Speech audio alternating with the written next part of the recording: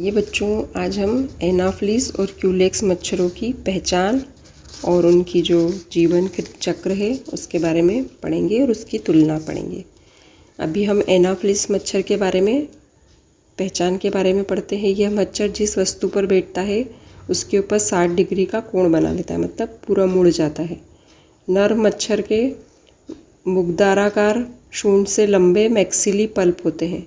वो जो मादा मच्छर होती है उसके मैक्सिली पल्प लंबे होते हैं और मुग्धाराकार नहीं होते हैं।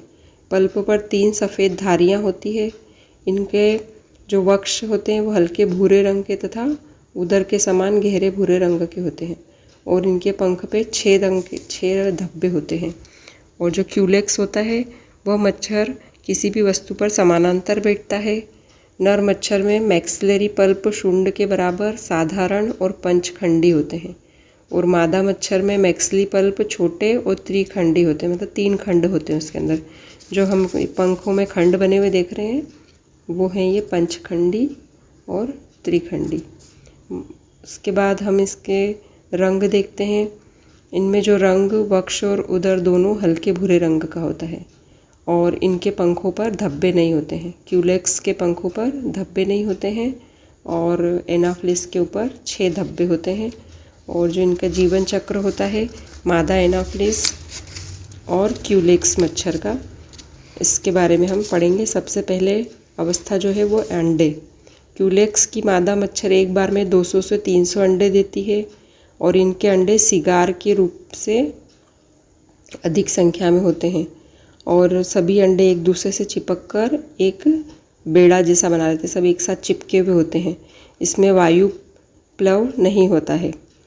और जो एनाफ्लिस मच्छर होते हैं वो 40 से 100 संख्या में होते हैं एक बार में और इनके अंडे नौकाकार कम संख्या में होते हैं और सभी अंडे छितरे वितरे होते हैं, एक साथ नहीं होते, ये अलग अलग होते हैं। जबकि हमने अभी पढ़ा कि क्यूलेक्स में सब चिपके होते हैं और इनमें वायु प्लव होते हैं क्योंकि ये दूर दूर होते हैं। ये हमने अभी अंडे के बारे में पढ़ा।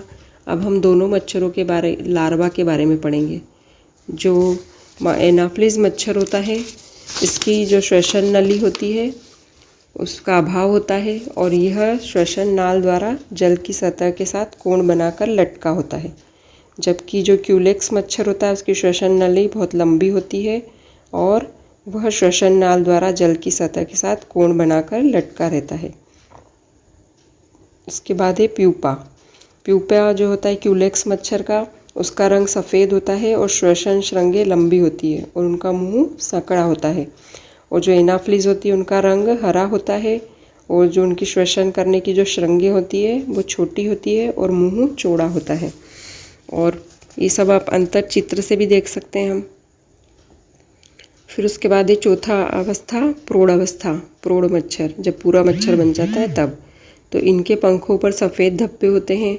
बैठते समय शरीर दीवार के समानांतर रहता है। अभी हम क्यूलेक्स के बारे में पढ़ रहे हैं। पीठ पर एक कुबड़ सा निकला हुआ होता है और यह 45 डिग्री का कोण बनाता है। और जो एनाफ्लिस होता है इनके पंखों पर सफ़ेद धब्बे नहीं होते हैं। बैठते समय इनका शरीर दीवार के साथ कोण बनाता है और इनका जो उदर होता है वो ऊपर की ओर उठा होता है और सतह पर ये समानांतर बैठते हैं।